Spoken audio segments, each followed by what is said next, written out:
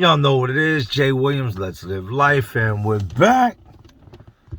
Forced to join a prison gang. You'll force somebody to join something they don't want to be a part of. I ain't never gangbang. Ain't never been my thing. But I done seen dudes, literally seen dudes, forced to join a gang. On some, you either gonna get down with us or you gonna lay down. And once you lay down, you stay down. So you make your decision.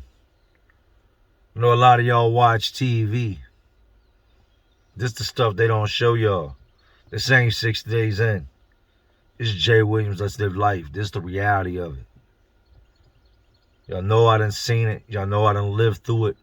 So let's relive it. Now with me, I like to speak on things that I know to be true. Not big on chiming in on things that I haven't lived through or personally experienced. But there are some things I can speak on I know to be true. I know that when it comes to New York, Jersey, Philly, Maryland, Baltimore, that area, DC, Virginia, Florida. These are states I know that ain't with that bullshit. When I say that bullshit, these are states that when you walk into jail, when you walk into their prison system, it ain't no, hey, since you're white, you got to go over there with the white boys. Hey, since you're black, you got to go over there with the black dudes. And if you look Spanish in any way, Spanish meaning you speak any type of Spanish, Mexican, Dominican, Guatemalan, Puerto Rican, anything of that caliber, you got to go over there with the Chicos. Nah, it's not how it is in these places I just spoke on. It's not how it is for the majority of the East Coast.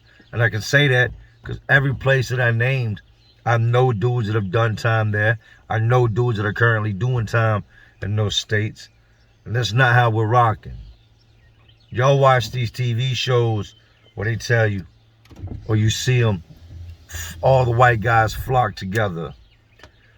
All the black guys flock together. That's not how it is for the most part. If you see white guys flocking together, that's because that's who they want to kick it with. Not because that's who they have to kick it with. Over here, and it's the same out west, you might kick it with God knows who in the streets. So who's to say that once you get locked up, you got to go be put in a category. You got to categorize yourself to who you're going to be around. We ain't letting that fly over here. This ain't 1951. You know what I mean? It's just, this ain't them days and times. Out here on the East, you are going to go more or less, you're going to gravitate towards people that are like-minded, people you can relate to. There are white dudes I've met that are just as black as any black dude you've ever met in the streets. Just their skin color doesn't reflect it. But they were raised up in these same neighborhoods, went to these same schools, listened to the same music. They dressed the same way, lived by the same principles. So naturally, when they get locked up, that's who they're going to go to. When it comes to the race politics out here, as far as you got to go be with the white guys, you got to go be with the black guys, that's a choice. That's a decision.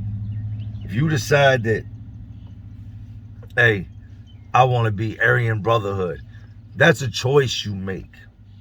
If you decide, I want to be with this gang, that's usually a choice you make. I ain't never seen anyone forcefully have to join a racist gang. I haven't. I've never seen it come to a point where either you're going to be racist or you're going to rock with us or you're going to do this or we're going to ride down on you. When it comes to the race politics, I've not seen that. You can sit out here, you can go in the chow hall, sit down and eat with who you want to eat with. A lot of people be like, man, that's no way. No. If you ain't done time here, don't speak on it. That's exactly how it is. You can't tell me I got to go hang out with the dudes that got swastikas and bolts and all these different things tattooed on them that are known to be just racist guys. You can't tell me I have to be a part of that over here because everybody ain't going for it. And other places like they talk about out west where that's you have to do that. Not saying necessarily racist, but you have to stick to your race. That's something they're allowing to happen out there. That's because their politics ain't changed. They didn't, catch the memo that segregation had went out the window or whatever you want to call it, however you want to look at it. They do what they do because that's what works for them. Out here on the East Coast, that's not what works for us. But I have seen situations where guys had to join gangs. And when I mean gangs, I'm not talking about like racist gangs. I'm talking they had to join sure enough gangs. And it wasn't an option. Like I said, it was you going to get down with us or you going to lay down. You going to eat with us or we going to eat you. You decide. I got a crazy first story for y'all after breaking down how these things go. So let's go ahead and get into today's first story. Now with Philly, I can tell you firsthand, out of all the time, all the years I spent locked up in Philly, they wasn't doing that gang stuff. I'm not going to say it ain't happening today because I'm not out there. But I can tell you from the time I was there, the gangs, it wasn't happening. You had your neighborhoods. If you were from North Philly, you clicked with North Philly cats. If you were from South Philly, you was with them South Philly boys. Southwest, West, whatever. You stuck pretty much to, your people. Your people being anybody that come out of that area. I didn't see a lot of gangs. Not going to say they didn't exist, because I'm sure they do. But we didn't have no need for that. These neighborhoods aren't like what you think of. These neighborhoods are huge. North Philly is big. Southwest is big. West Philly, South Philly, even Northeast, all these different sections are big. You out from Kensington, a lot of Kensington dudes would flock together. You didn't see, and I never ever saw any type of Aryans, Peckerwoods, nothing like that when I was in Philly. Never really seen the gangs like that when I was in Philly. They've migrated to New York, and it's been like that for years. So I'm sure they've migrated to Philly, but me personally, I never saw it. Virginia, on the other hand, is flooded when it comes to gangs. There's gangs in the streets. There's gangs in the jails. Gangs in the prisons. You didn't see it so much in the streets, even though it exists. But if you're not a gang member, you typically don't run across a whole bunch of gang members in the streets just doing this and doing that. Unless you're gang affiliated, then you know where to go, you know where to look.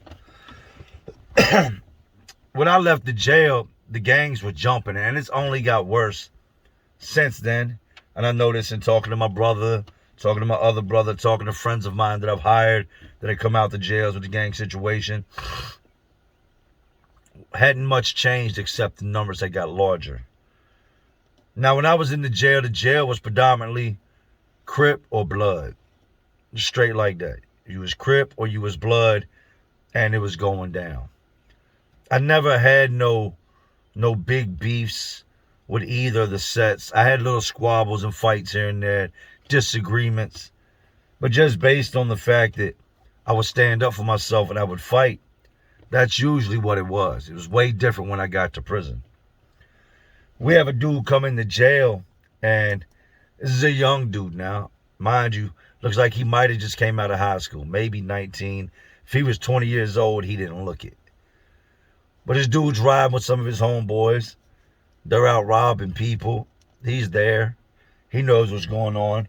sits in the car and watches, gets out, watches a couple times, and will get back in the car. So here in the state of Virginia, if that happens and that's you that's riding in that car or standing by watching, you ain't got to do nothing. You're guilty like everybody else.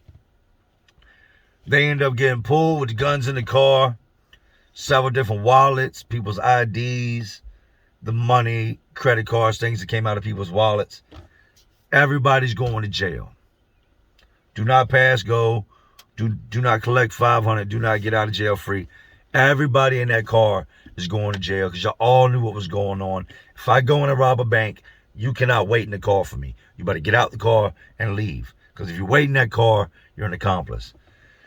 So this young boy becomes an accomplice to all these robberies these dudes he had been rocking with committed, right? They all go to jail. He ends up in the pod I'm in, and he ain't got none of his homeboys with him. Soon as he comes in, dudes press up on him. He's got, a couple little small tattoos. He's still young. They asking him, what you claim, who you with, blah, blah, blah, blah, blah. And he tells them, I'm from this area, but I ain't with that gangbanging shit, right? Dudes start off with small shit testing him. They'll go to his cell. Hey, let me hold a suit, man. Then another gang member might come back behind him. Hey, man, we need 2 more suits. He breaks it off. They in the middle of making their meal. They go over there. Hey, man, let me grab something to drink. Let me grab some chips. They start doing this to the point that it's not really like he has an option no more in the matter. It's more along the lines of, let me get that. They push up on him and they give him the option of getting down with them. Meaning, you're going to be one of us, you're going to gangbang. He declines.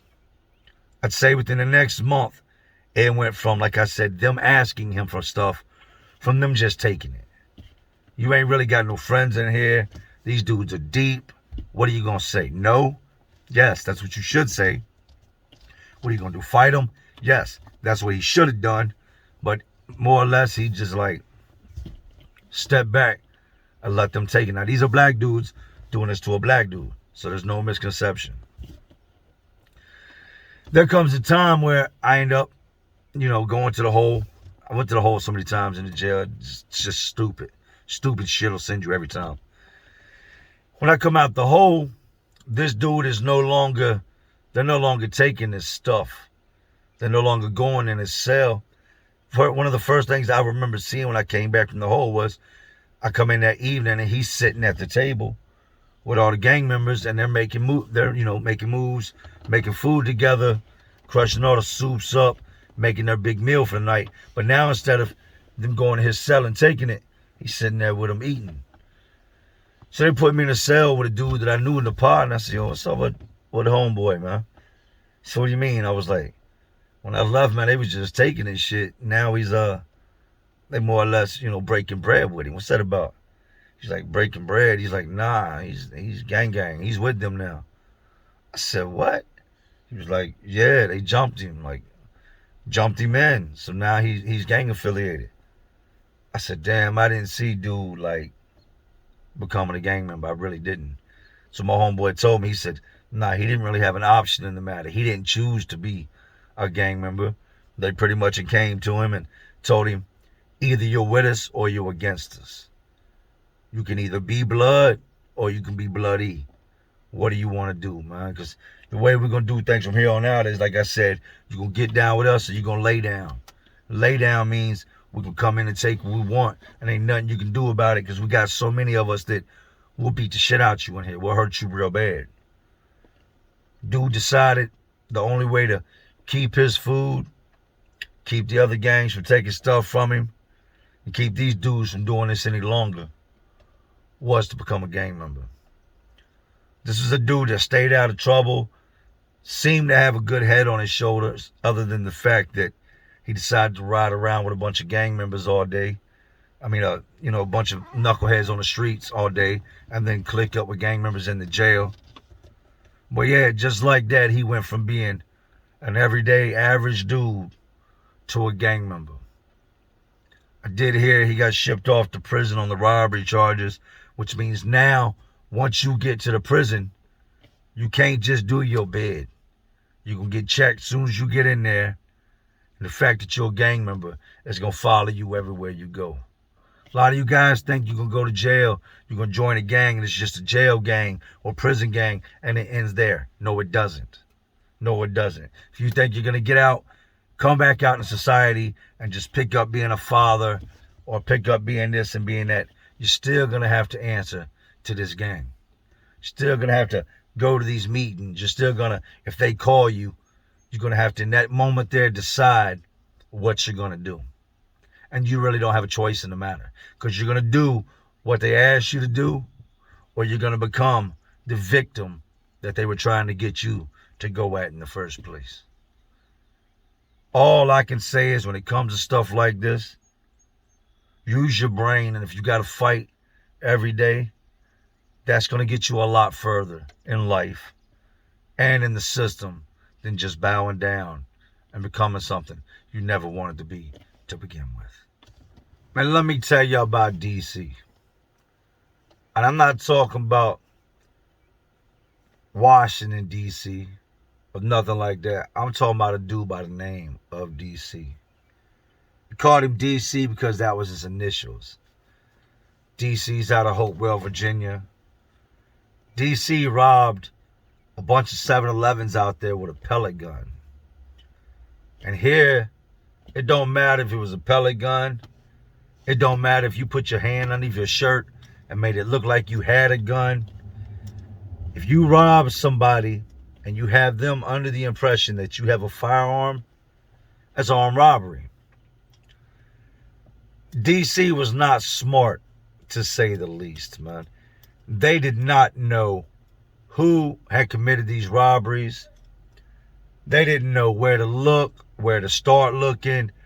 They just knew that somebody in Hopewell, Virginia was robbing these stores, had robbed several stores, and they needed to catch them. DC had just robbed a store one night and was walking home, had took whatever he had on, that, you know, the disguise he had on off, had his backpack, his pellet gun, his money and stuff in the backpack he got from the robbery.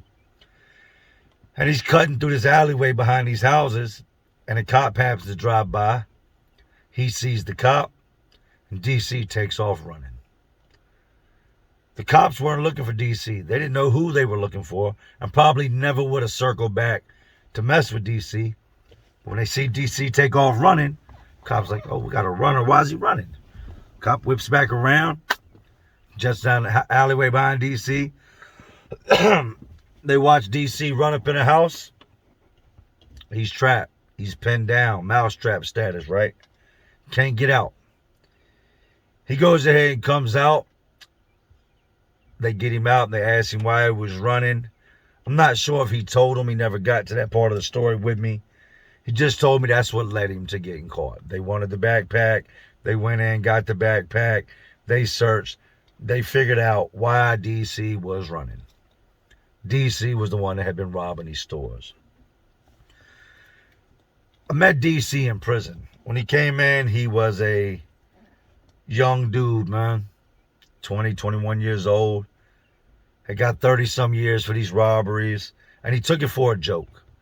He would tell everybody, man, I got 30-some years. He would say it plainly, but that's because it still hadn't, like, set in on his head that, you know, he got all this time. When DC first gets there, he's from Hopewell. Hopewell is very diverse. A lot of black guys, a lot of white guys. You can be whoever in Hopewell.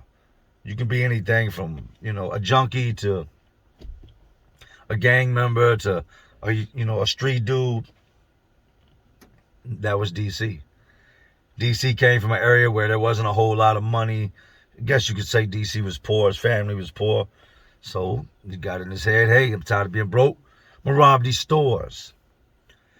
When he initially gets to prison, I remember the day he came in, toting his bags. Scary looking as hell. Didn't know who to talk to, what to do, what his next move should be. Guard tells him, you're in cell such and such. He goes on over there. He's got a black dude as a cellmate. DC in the beginning kicked it with everybody, man. He kicked it with white dudes, he kicked it with black dudes. You name it, he kicked it with everybody. You might see him kicking it with a Spanish dude. That was DC. He laughed and joked with everybody. Played handball with different dudes, softball, all these different things. DC did not discriminate in who he hung out with. In comes this Aryan dude. Now, like I told you, with this Aryan stuff and these Aryan gangs, that shit is a choice. They're not going to push up on you and make you be anything you don't want to be. If you want to be Aryan, the option is there. If you want to be part of the Brotherhood, the option is there. I started noticing this one white dude that everybody knows is Aryan. This dude's got swastikas on him, bolts on the side of his neck. Everybody knows that, he's racist and what he stands for. He is proud of who he is. He's one of those, I'm super proud to be white. But he still would talk to black dudes, would still do business with black dudes. Like I told you, the politics out here are way different, right? This dude in DC are talking all the time. It goes from where you see them talking a little bit to you start seeing them on the record walking together. It goes from you seeing them walking together to you don't really see DC playing handball with black dudes no more, right? It wouldn't take long and dude dug his claws right into DC. I don't know much on how you become Aryan if you get, whatever jumped or whatever they do. But I had started working on DC sleeves, and his one sleeve was real dope. I did a bunch of sections where it looked like his arms were cut off and there were stitches everywhere and his arms were put back together, where there was like pieces of meat missing and like demons looking in from the outside, and some of his bones had like on the tattoo itself, you could see like the bone on the inside of his arm, and there was like skulls engraved on the bones. His sleeves were tight, right? He hadn't done his chest, he hadn't done his back. We had discussed doing it, and so I finished his sleeves up, and it's time to do his chest. And I'm like, what do you want to do with your chest? And he's like, nah, I got somebody else gonna do it. And I'm like, I don't get mad about that. I got plenty to do anyway. DC was going to get his chest and his back done, but I wouldn't see his chest or his back for quite a while because he didn't take his shirt off. These Aryan dudes out here, and if you're Aryan, whatever, that's your choice. That's how you want to get down. I'm not gonna knock you. Just like if you want to be a Black Panther or part of whatever group you do, that shit don't do nothing to me or my family, my beliefs. You believe what you believe, I believe what I believe, right? DC would go from kicking it with all these certain types of dudes and different dudes to just hanging out with the Aryans all the time. He would still laugh and joke with black dudes, buy weed off black dudes. He was just one of those guys that even though he had become Aryan, he had history in the prison with people. And people really didn't shun him because he didn't push his beliefs towards anybody. One day I see DC, and DC is a fat boy. He's walking the yard, and he's got his shirt off. And it's the first time that I saw his tattoos. DC's got the 1488 tattooed right across here. DC's got the big swastikas on him. DC's got the white pride, white power tattoos all over him. DC's got bolts tattooed on him, which I don't know if you noticed or not, but the bolts are something that with the white power thing are earned. On the West Coast, for you to have bolts, like 2 lightning bolts tattooed on you, you had to put in work. You had to do something. This is common knowledge. DC's got them on him, and out here, I guess that's just acceptable, right? The black dudes, Spanish dudes, Mexican dudes, everybody starts falling back from dude. He would say, what's up? And other dudes would look at him like, man, fuck out of here. You know what I mean? Like, how you gonna try to talk to me, man, and be cool with me, and you got racist stuff? And he would argue, it's not racist, it's not racist. What you mean it's not racist? Like, everything you have on you is dedicated solely to your beliefs of this or that or this or that, right? There comes a time where I told y'all the 5% of dudes and the Muslims end up getting into it with the Aryan dudes, right? DC was one of the dudes that when all this popped off that ran. He ran. Everybody fought. Everybody got it in. Not everybody. A bunch of dudes got it in with these Aryan dudes. Some of these Aryan dudes were big jacked up dudes. DC was a good sized dude. DC took off. He makes his way back to the building, doesn't get locked up, puts his shirt on, slides by. When he gets in the pod, you know, after all this stuff clears out and we come off lock and whatnot, not only now does he have to fight with a whole bunch of different black dudes, because what you claim, what you joined up for, what you claim to be your beliefs, we just went against. He's also got to fight his own brothers, his white dudes that put him onto this bullshit, right? I talked to a homeboy of mine named Lil Bubba, and y'all gonna meet Lil Bubba. He gets out in October, maybe September. Lil Bubba early on was GD. Years down the road, he was tired of getting in trouble, started missing his kids, so he folded his flag. Told him, y'all do what y'all gotta do to me. I want out. I want to go home. I want to be somebody normal. I'm tired of running my time up and getting in trouble behind this gang. Like, I'm putting in more work than y'all. I'm ready to be done. Lil Bubba runs across DC and he tells me when he called me, I talked to him quite frequently. He told me, oh nah, he's not Aryan no more. He's done switched over to another white gang since then. Because once everything popped off, not only did the white dudes beat him up, the dudes that he was supposed to be part of their gang, they beat him up because he didn't rumble when they rumbled, because he didn't believe in what they were fighting for. DC was a follower. DC was never a racist dude. DC was never strong in those beliefs. He did this to find a place to fit in. After all the white dudes that were Aryan beat the shit out of him, messed him up, scarred him up, left him permanently, you know, walking around with scars on him. Then he had to deal with the Muslims and the 5%ers that were still looking to get at dudes that were part of that organization.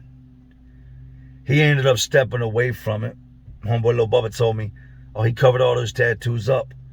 So I'm real anxious to hear what Bubba says he covered it up with, because from what I seen, there wasn't a whole lot you could do to cover these things up except put like just large black masses and globs over top of it.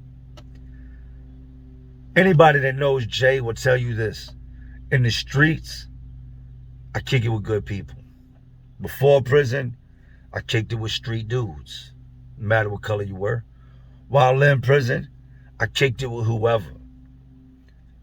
The moral of today's story is, this ain't Vegas. What happens in prison does not stay in prison. I can give y'all stories of dudes that joined gangs in prison only to come out and get killed because of a prison gang they joined. We'll get into that more in time. DC has still got a very long time to do. Like I said, when I met him, it was 10, 12, maybe 13 years ago. And he was doing 30-some years at that point. So he's still got another 20-plus years to do. He will forever be known as the guy that was AB, that got beat up by the Aryans, that got beat up by those guys. And he has since then joined a white gang, not so much a racist white gang, but just a white gang in general. First and foremost, stay away from being locked up, man. And you won't have to deal with none of this. You won't have to deal with any of the stuff I'm talking about unless you live in a gang neighborhood. Then you may be pressed to join a gang. Secondly, if you don't believe in something, don't let nobody make you who you're not. I had dudes come at me that wanted me to be Crip. Dudes wanted me to be GD. Even had the Aryans come at me at one point. And I said no to all of them. Because at the end of the day, I'm Jay. At the end of the day, I'm my own army. At the end of the day, I stand alone. I need nobody's help. And at the end of the day, If you want to ask me what gang I'm in the Williams gang. The gang that consists of my wife, my kids, my family members. That's my tribe. I'm not going to attach myself to something because somebody punches me in my face or is trying to take my oodles and noodles because I just can't take the pressure. I'm going to fight until there's no more meat left on my knuckles. Y'all are either going to kill me or leave me alone, man.